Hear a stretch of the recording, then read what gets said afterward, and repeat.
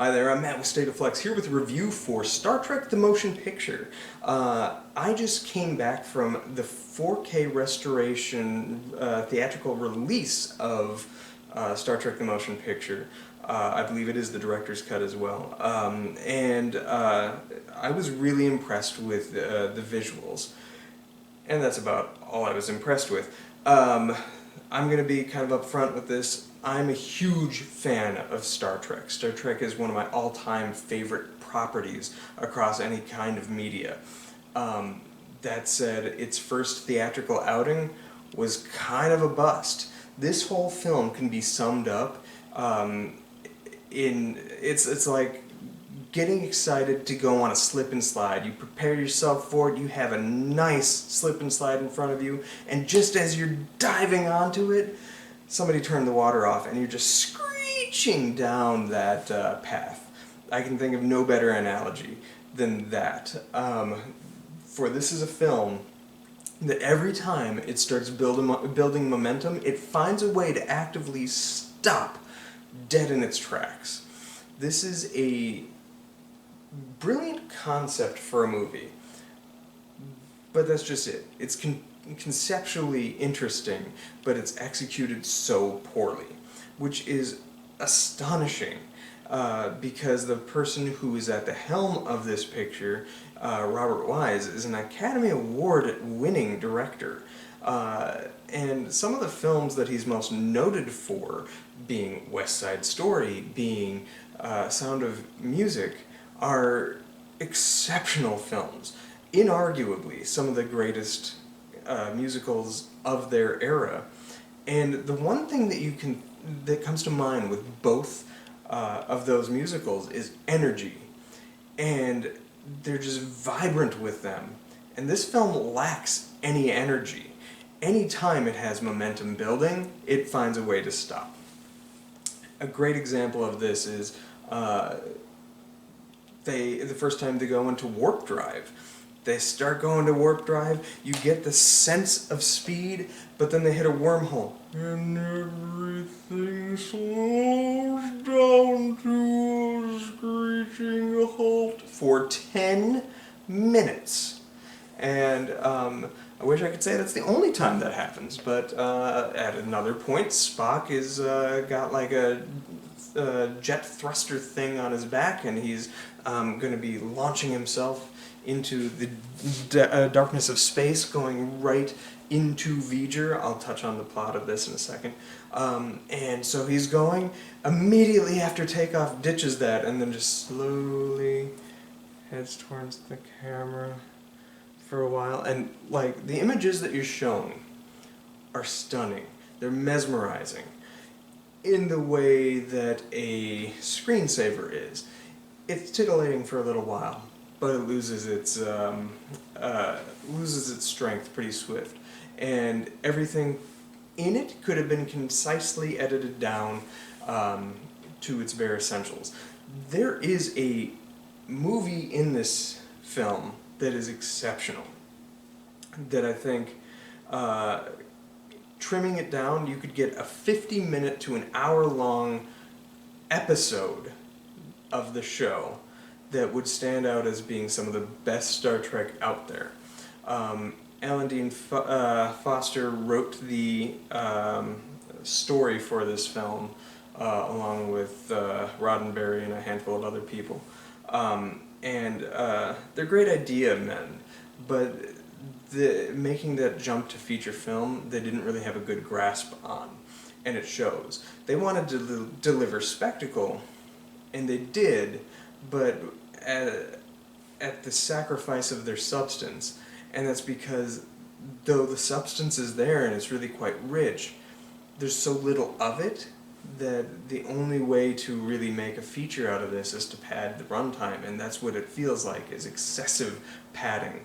The plot of this film finds this entity known as V-Ger that is going through the cosmos, and it's kind of obliterating anything in its path because it's trying to find its creator. I'm going to touch on spoilers here shortly. it turns out that the creator that it's trying to find is man, and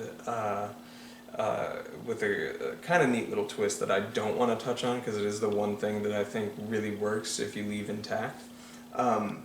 But Kirk is brought on board a newly refurbished Enterprise where there is a new captain at the helm, Captain Decker. I'm going to touch on him at the end. That's why I talk spoilers. The spoilers are coming right at the very end because I had a fascinating epiphany today about that. Kirk ends up taking control of the situation and uses his great experience with all things that he's encountered to spearhead the mystery, the resolution to the mystery of what is V-Ger. Again, that'll be the one thing that I'm not going to spoil for you if you haven't seen Star Trek: The Motion Picture. That is the one thing it has going for it, is a solid surprise conclusion. Okay. Upon rewatching for the first time in over a decade, I couldn't help but notice that this seemed like the first stab at Star Trek: The Next Generation. Visually, the aesthetic of the film seems like a muted version of what would eventually become Star Trek: The Next Generation. The look of the bridge, the costuming, though the costuming has a different pattern and different color scheme, seems very evocative of what Next Generation would be. The plot and philosophies this film espouses also seems very next-gen-y, and like early seasons of Next Gen, which are probably the closest in like familyhood to those original series episodes. So it is a kind of a nice bridge between the two, but it seems like a rough draft, somebody's first attempt at something that didn't quite pan out, and it seems very like obvious as you're watching the film that like what you have here is a nugget of a good idea, but it's not really coalescing into like an active unit that it should be. The quality that you recognize in its potential. It also feels so like the characters just don't feel right. Like they've amassed the whole cast together for the first time, really since the first season, because this includes Yaman Rand as well as Nurse Chapel, and then the main crew that go on to be in all the other remaining 5 movies in this first set of the franchise. And so it should feel very Star Trek, but it doesn't. There's something that's just completely missing. What it has going for it is the main plot condensed down to 50 minutes is a really solid episode, and I feel like if you rock the fast forward button, you can have yourself a really good time with this movie. And there's very obvious parts that you can cut, and that's basically most of the padding, which is just long shots of the Enterprise and or the spectacle moments around it that seem out of place. The other component that works is the score. Jerry Goldsmith provides a very strong score that would later be used for Star Trek: The Next Generation. And then you have plot points within this film that are kind of interesting. You have the V-Ger character who fridges one of the female characters, essentially, and they become a robot mouthpiece for V-Ger, which is evocative of the Borg, and an argument could be made that the culmination of this film a reading could be that they birthed the Borg in their interloping. Certainly Enterprise uncanonizes that reading, but like you could read that, or certainly that V-Ger, when it met a civilization full of like the robotic folk, that maybe was the Borg itself. You don't know. That's something that struck me with this viewing, but it's the fact that this is, when you think Star Trek, you think character ensemble, and nobody has a character arc except for one person, and that one person is Decker. I'm going to touch on him right at the very end, so stay tuned. I had a hilarious epiphany where I was laughing out loud, Joker style, on my seat at the climax of this film. Kirk, like, what's his character arc in this film? I want to control the Enterprise. So he walks on, says a single sentence, and is controlling the Enterprise and doesn't grow or change beyond that. Spock, is confronted with going full alien and dropping any sort of humanity at the wayside, and neglects that in his introductory scene, and remains unchanged throughout the entire rest of the picture. This goes for every single person.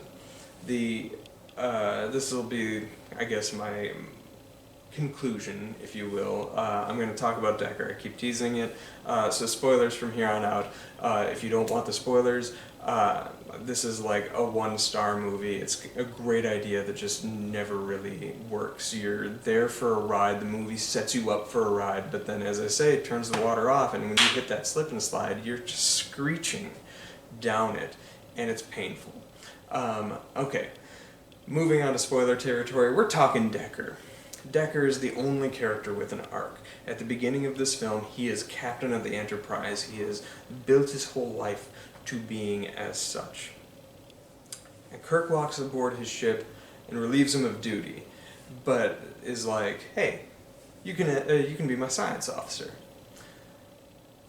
About halfway into the movie, Spock shows up, and Kirk relieves Decker of his duty, and he's like, but you can stay aboard my bridge as a consultant. And then we get to the conclusion of the thing where V-Ger says that it wants to interlock with a human, and the only one who's left who's like, I have no reason left to live, fuck it, I'll fuck the robot and we can, I'll just die.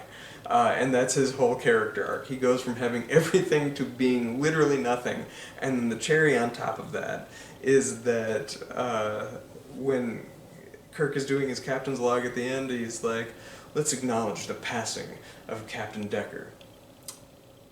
Strike that. Let's say he's missing. And that's the end, and the end of the movie. And Kirk just very dismissively is like, alright, let's go yonder. And then they just fly off. It doesn't work. It's hilarious, though. I was sitting there like this. The literal plot of this film is how Captain Kirk ruins a man's life, strips him of power so much so that he sees no future for himself and opts for death. And that is what Star Trek the Motion Picture is about. It's taking your dreams and crushing them. And you have inexcusable, beautiful shots of this Enterprise that's purely fan service, but I can't imagine being the fans in 1979 going to the theater. The triumph of going to the theater and seeing your once dead franchise live anew on the big screen, no less. And this is what you get. Occasionally intellectually stimulating, beautifully shot, exceptionally scored, just thud turd of a mess. And it's so disappointing. This was the first Star Trek anything that I ever saw before I ever saw an episode of the television show. The only thing I'd seen was Star Trek the Motion Picture. I'd rented it and my dad advised me not to. He's like, you can skip it, it's completely irrelevant, they never reference it later, just watch Wrath of Khan. That can be your introduction. And I was like, well, I don't know, I need to know the characters. But the characters don't even feel authentic in this film, so you really could skip it. The fact that I finished the movie and I absolutely disliked it, day one. And I almost quit with all things Star Trek right then and there, but my dad was like, I told you to watch Wrath of Khan. So he took me back to the video store, and when I returned Star Trek the Motion Picture, he urged that I get Wrath of Khan. So I got Wrath of Khan. and my experience with Star Trek changed. Wrath of Khan is the perfect feature film continuation of that TV show. Star Trek the Motion Picture seems like a test run for what would become the Next Generation and Encounter at Fairpoint, and a bad rendition of it at that. There's a reason the first drafts often don't really reflect the final copy, and this is that. So, for whatever reason, this film has a stark fan base that is vehement that this is one of the best, if not the best, Star Trek motion picture. And I don't get it.